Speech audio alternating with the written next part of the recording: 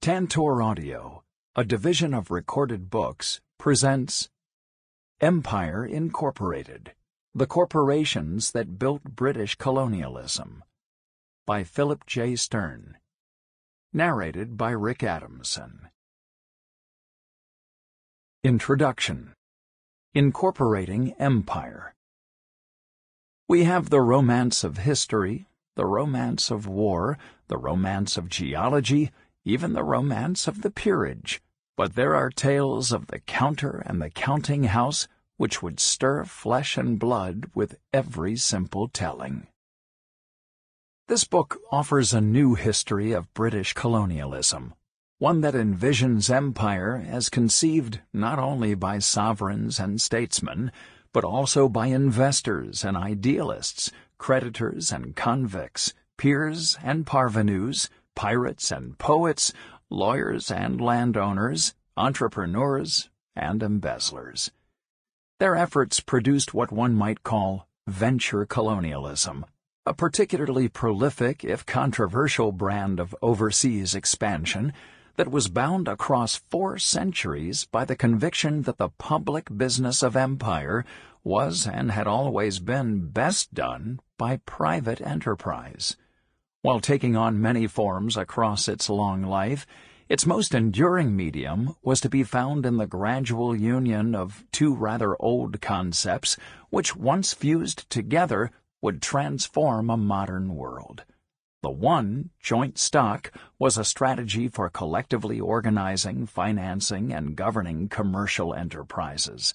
The other was the notion that a group of people might come together in law as if they were a single body, that is, the corporation.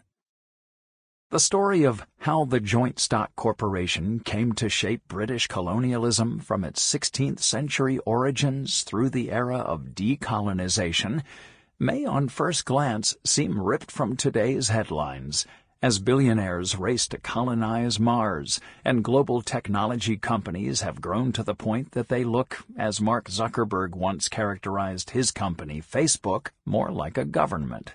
In a world where an oil conglomerate might run what has been aptly described as a private empire, and even insiders have come to think of the British Crown as the firm, understanding that the thin line between public and private governance has a deep and complex past has never been more consequential.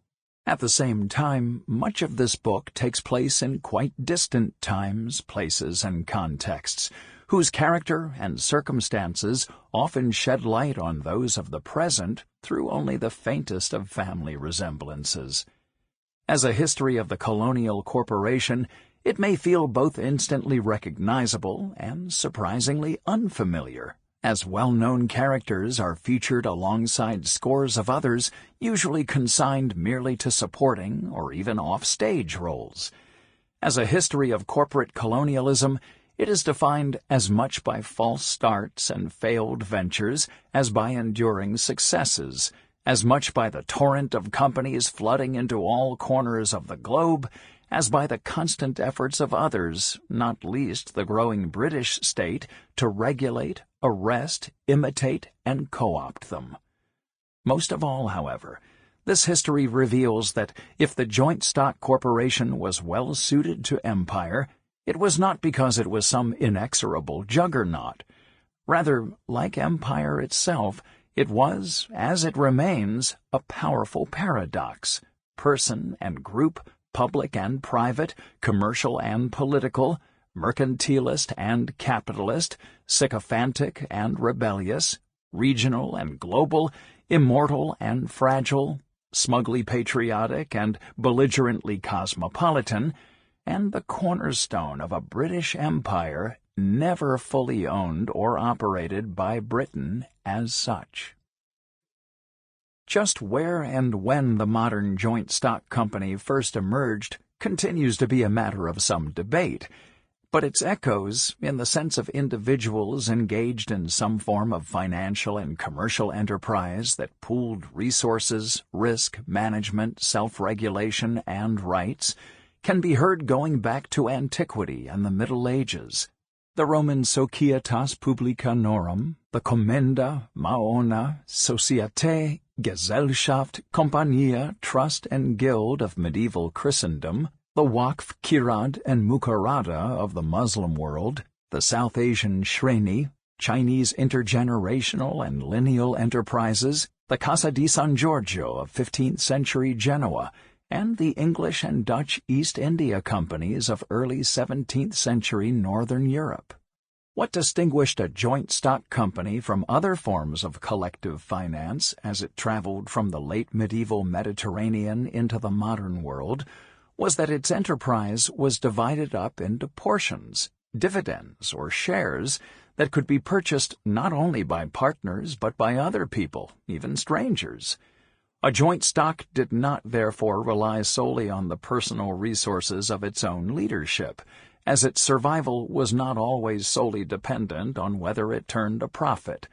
Rather, in theory, it could draw funds from pretty much anywhere and anyone, landed wealth, other trades, foreigners, and thus amass capital, mobilize resources, tolerate risk and loss, and manage information on a far greater scale than most any self- or family-financed enterprise, and sometimes even governments. Such an ecumenical financial strategy had social and political implications.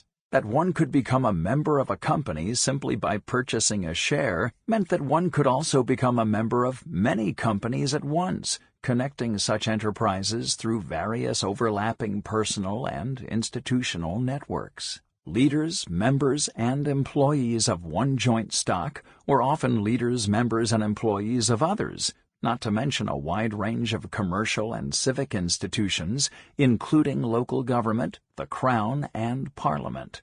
Interests, alliances, and conflicts within one forum permeated another. Company projectors, and even those we might think of as passive investors, risked their money and reputation for diverse reasons. Some were surely out for profit, while others saw themselves as patriots. Some were driven by ideology, and others by theology. Some bought shares because it was fashionable, and others because they were compulsive gamblers. Whatever the goals, promoting or joining a joint stock in early modern Europe was as much a form of civil self-presentation as a financial choice, where a shareholder was understood not just as an investor, but also as an undertaker and an adventurer in a society, association, fellowship, brotherhood, and in the sense the term applied to any group of people, from friends to soldiers, come together for some reason, company. What made joint stocks so appealing also made them rather unsettling. Commercial life in medieval and early modern Europe was a closed and tightly regulated world, which valued expertise enforced by elaborate rules and norms, and centuries-old commercial and social associations like guilds and livery companies. A butcher was a butcher, a baker, a candlestick maker, a candlestick maker. In a joint stock, however, all three could also, in a way, become, say, East India merchants without any training or experience in the particulars of such a trade, and certainly without ever having set foot aboard ship.